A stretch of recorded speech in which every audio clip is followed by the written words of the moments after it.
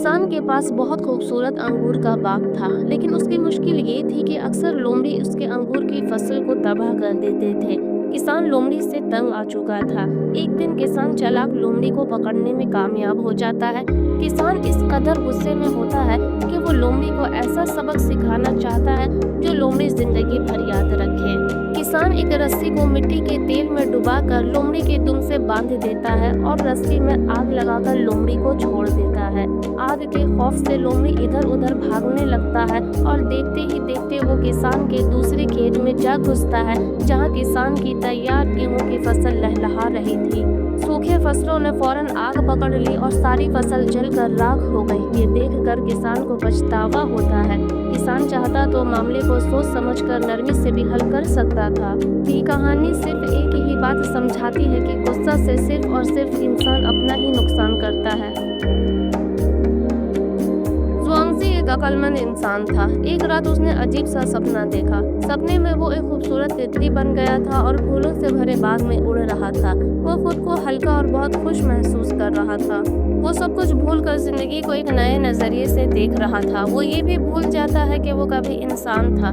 इतने में ज़ुआंगज़ी की आंख खुल जाती है और वो खुद को बिस्तर पर पाता है। वो गौर से अपने हाथों और जिस्म को देखता है और सोचता है कि क्या मैं तब इंसान था जब सपने में तितली बन गया था, या मैं अब तितली हूँ जो सपने में इंसान बन गया हूँ। उसे कुछ समझ नहीं आता है कि वो इंसान है या तितली। वो तब सपना देख रहा था या अब सपना देख रहा है। फिर ज़ुआंगज़ी को एहसास होता है कि अहम ये नहीं है कि वो तितली है या इंसान, अहम ये है कि ज़िंदगी के हर लम्हे को एंजॉय किया जाए, खुल के और आज़ाद ज़िंदगी जिया जाए, फिर चाहे वो जिस भी शक्ल में हो, तितली या इंसान या कुछ और।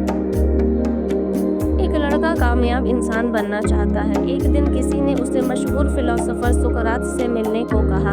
वो सुकरात के पास पहुंचता है और कहता है कि मैं एक सक्सेसफुल इंसान बनना चाहता हूँ। सुकरात कहता है तुम कल आना। दूसरे दिन सुकरात उसे नदी की तरफ ले जाता है और कहता है तुम नदी के अंदर सीधे खड़े रहो और जब तक मैं वापस ना बुलाऊं मत आना। लड़का नदी में उतरता है पर सुकरात उसे धक्का देकर पानी में गिरा देता है और उसके सर को मजबूती से पकड़कर पानी के अंदर ही रखता है, जिससे लड़के का दम घुटने लगता है। थोड़ी देर बाद सुकरात लड़के के सर को पानी से बाहर निकालता है। जब उसे थोड़ा होश आता है तब सुकरात पूछता है कि जब तुम पानी के अंदर थे तब तुम सबसे ज़्यादा किस चीज़ की ख्वाहिश कर रहे थे? वो लड़का कहता है बस मैं हवा चाहता था ताकि मैं सांस ले सकूं। सुकरात कहता है बस जब तक तुम सक्सेस को अपनी ज़िंदगी में इसी तरह ना चाहो तब तक वो तुम्हें नहीं मिलेगा। एक चूहा काफ़ी दिनों से भूखा था। खाना नहीं मिलने की वजह से वो बहुत दुबला पतला और कमज़ोर हो गया था।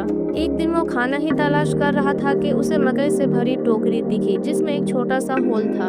वो फौरन उस होल से टोकरी के अंदर चला जाता है और मज़े से मकई खाने लगता है। पेट भर जाने के बाद वो उसी होल से बाहर आने की कोशिश करता है, मगर वो इतना मोटा हो जाता है कि बाहर नहीं आ पाता।